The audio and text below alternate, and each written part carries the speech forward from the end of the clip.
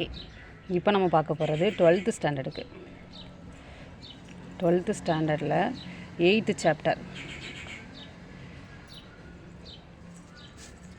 8ல் example 8.12 இது எங்கே இருக்குது அப்படின்னா 8.4க்கு எக்ஸாம்பிள். ஓகேவா, இந்த 8.4ங்கிறது ஃபுல்லாகவே இம்பார்ட்டன்ஸ் தான். சரி, அதில் உள்ள எல்லா சமயம் நான் எக்ஸ்பிளைன் பண்ணுறேன். இப்போ பிள்ளைங்களுக்கு அடுத்தாப்புல மிட்டமுக்கு இது கண்டிப்பாக தேவைப்படும். 12th ஸ்டாண்டர்ட் பிள்ளைங்க நீங்கள் பார்த்தீங்கன்னா இது உங்களுக்கு யூஸ்ஃபுல்லாக இருக்கும். ஓகேவா, ஓகே, இதை நான் உங்களுக்கு எக்ஸ்பிளைன் பண்ணுறேன். ஓகேவா, ஃபஸ்ட்டு இங்கே என்ன கொடுத்துருக்காங்க, ஒரு எஃப் ஆஃப் ஒய்ங்கிறது ரெண்டுமே நமக்கு வேரியபிள். ஓகேவா, ஃபஸ்ட்டு ஒரு சம் செய்கிறதுக்கு முன்னாடி அதில் என்னெல்லாம் கொடுத்துருக்காங்கிறத தெரிஞ்சுக்கிட்டு அதுக்கப்புறம் சம் செய்யுங்க. ஃபஸ்ட்டு 2 வேரியபிள் கொடுத்துருக்காங்க, எக்ஸ் ஒய், அதனோட ஃபங்க்ஷன் தான் எஃப். ஓகேவா, 2 வேரியபிள் உள்ளே வந்திருக்கு. ஓகே, இப்போ என்ன கண்டுபிடிக்க சொல்லியிருக்காங்க, doe F by doe x அப்படின்னா என்ன அர்த்தம், differentiate partially with respect to x, இது ஒய்.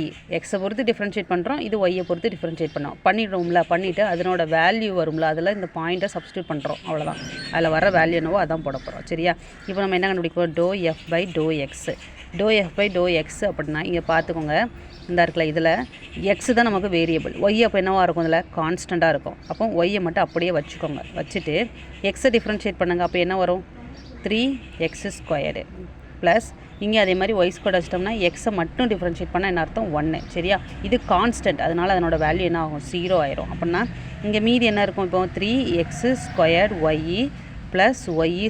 அவ்வளோதான். இப்போ இதில் நம்ம என்ன செய்ய போகிறோம், நம்ம doe F by doe x கண்டுபிடிச்சிட்டோம். இதில் பாயிண்ட் கொடுத்துருக்காங்க பார்த்தீங்களா, என்ன கொடுத்தாங்க, 1,3 கொடுத்துருக்காங்க. இப்போ இதில் எக்ஸுக்கு பதிலாக -1², ஒய்க்கு பதிலாக 3ங்கிற பாயிண்ட்டை சப்ஸ்டியூட் பண்ணுங்கள். அப்போ 3². ஓகே, இப்போ இதில் என்ன வரும், இதில் 3 இங்கே -1ங்கிறது ஸ்கொயர் பண்ணால் +1, அப்போ 3 × 3 9 ப்ளஸ் அங்கே 3 × 3 9, இப்போ ஈக்குவல் டு 18. அவ்வளோதான், டோ எஃப் பை டோ எக்ஸு கண்டுபிடிச்சாச்சு. நெக்ஸ்ட் என்ன கண்டுபிடிப்போம், டோ எஃப் பை டோ ஒய். ஓகேவா, ஓகே, டோ எஃப் பை டோ ஒய், இதை டிஃப்ரென்ஷியேட் பண்ணுங்கள், ஒய்யை தான் டிஃப்ரென்ஷியேட் பண்ண போகிறோம், எக்ஸு கான்ஸ்டண்ட்டாக இருக்கும். அப்படி தானே. ஓகே, இப்போ ஃபஸ்ட்டு x³ அப்படியே இருக்கட்டும், ஒய்யை மட்டும் பண்ணால் 1, அப்புறம் y² இருக்குது பார்த்தீங்களா, அப்போ எக்ஸை கான்ஸ்டண்ட்டாக வச்சுக்கோங்க, y² பண்ணால் என்ன வரும், 2y. அவ்வளோதான், கான்ஸ்டன்ட் பண்ணால் 0. ஓகே, இப்போ இதில் x³ ப்ளஸ் 2xy. அவ்வளோதான். இப்போ இதில் நம்ம அந்த பாயிண்ட்டை சப்ஸ்டியூட் பண்ண போகிறோம். என்ன கொடுத்துருக்காங்க பாயிண்ட் நமக்கு, இதுக்கு -2,1 ஈக்குவல் டு, இப்போ -2ங்கிறது எக்ஸ், இது எக்ஸோட வேல்யூ, இது ஒய்யோட வேல்யூ. ஓகேவா, அப்போ q ப்ளஸ் 2 × -2 × +1. ஓகேவா, இப்போ இதை -2³ போட்டால் என்ன ஆகும், -8.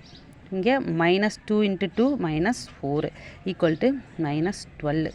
இவ்வளோ தான் ஆன்சர். இந்த சம் முடிஞ்சது. தேங்க்யூ.